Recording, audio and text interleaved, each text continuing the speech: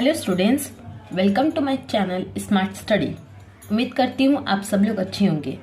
तो students, last class में हम लोगों ने हरियंका डायनेस्टी को डिस्कस किया था और आज मैं आपके साथ मगध एम्पायर की दूसरी डायनेस्टी शिशुनाग डायनेस्टी को डिस्कस करूंगी। लेकिन स्टूडेंट्स, वीडियो स्टार्ट करने से पहले आपसे एक छोटी सी रिक्वेस्ट है। अगर आप मेरे चैनल में नए हो और चैनल को अभी तक सब्सक्राइब नहीं किया तो चैनल को सब्सक्राइब कर ले और वीडियो अच्छी लगे तो इसे लाइक और शेयर करना ना भूलें।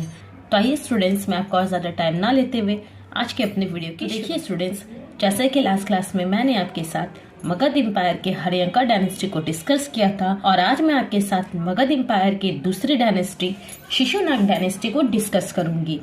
अब ये देखिए, जो शिशुनाग डायनेस्टी है ये कब स्टार्ट हुआ था? शिशुनाग डायनेस्टी जो है वो हरियंका डायनेस्टी के डिक्लाइन के बाद स्टार्ट हुआ था। इसकी टाइम पीरियड की बात करें तो ये डायनेस्टी 412 बीसी से लेकर 344 बीसी तक थी।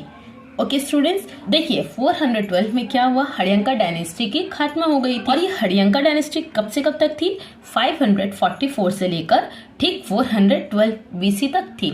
अब देखिए हरियंका डायनेस्टी की डाउनफॉल कैसी हुई और शिशुनाग डायनेस्टी जो है वो कैसे स्टैब्लिश हुआ। तो देखिए हमारा फर्स्ट पॉइंट क्या है, Nagadasaka was unworthy to rule, so the people got disgusted and elected Shishunag as the king, the minister of the last king। क्या बोला जा रहा है, नागा दशक, ठीक है, जो हरियंका डायनेस्टी के क्या थे, हरियंका डायनेस्टी के लास्ट किंग थे, ठीक है, इन्हीं के मिनिस्टर थे कौन? शिशुनाग। ओके, तो देखिए क्या हुआ, नागा दशक जो है वो इतने अच्छे रूलर नहीं थे जितने अच्छे अजातशत्रु थे, बिंबिसारा थे, उदयन थे।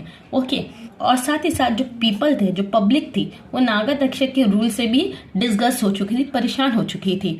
ठीक इसी चीज का फायदा उठाया किसने? इनके एक मिनिस्टर है जिसका नाम है शिशुनाग ने।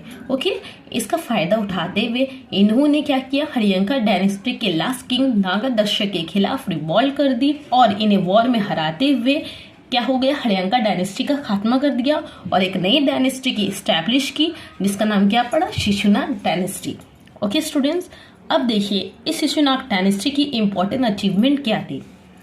The most important achievement of Shishunaga was the destruction of the Pradyota dynasty of Avanti.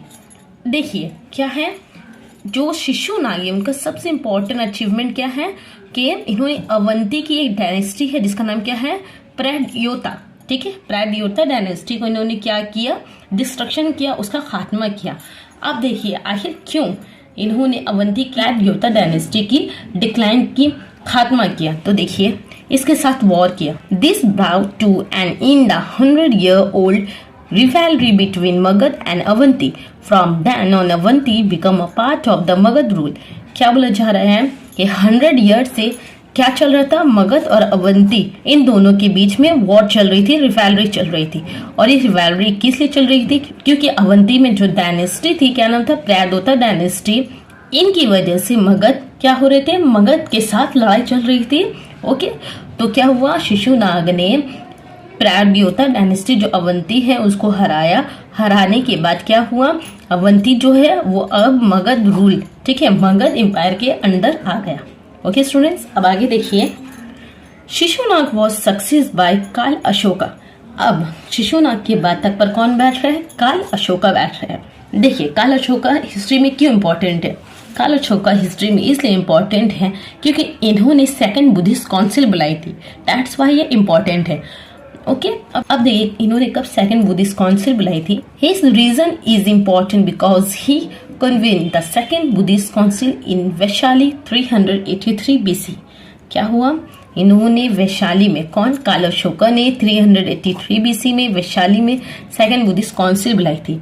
ठीक है, जैसे कि मैंने आपको जब बुद्धिज्म पढ़ाया था तो बताया था कि फर्स्ट बुद्धिस्ट काउंसिल जो है वो सारनाथ के डियर पार्क में दी गई थी। कौन दिए थे? खुद गौतम बुद्धा ने दिया था।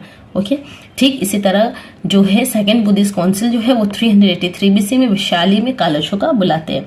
ओके स्टूडेंट्स, तो स्टूडेंट्स अभी हम लोगों ने क्या पढ़ा, अभी हम लोगों ने शिशुनाग डायनेस्टी को पढ़ा, इसे अच्छे से डिस्कस किया। अब देखिए स्टूडेंट्स, जिस तरह से हरियंका डायनेस्टी की डिक्लाइन हुई थी उसी तरह से शिशुनाग डायनेस्टी की भी डिक्लाइन हुई थी। और इसके बाद एक न्यू डायनेस्टी की शुरुआत हुई थी मगध एम्पायर में, जिसका नाम था नंद डायनेस्टी। नंद डायनेस्टी के बारे में मैं आपको अपने नेक्स्ट क्लास में पढ़ाऊंगी। तो स्टूडेंट्स, मैं आज का अपना सेक्शन ही खत्म करती हूँ। वीडियो से रिलेटेड कोई क्वेश्चन या क्वेरीज है तो मुझे नीचे कमेंट में लिखना, मैं इसका आंसर ज़रूर दूंगी। तो मैं मिलती हूँ आपसे अपने अगली वीडियो में, तब तक के लिए अल्लाह हाफिज़।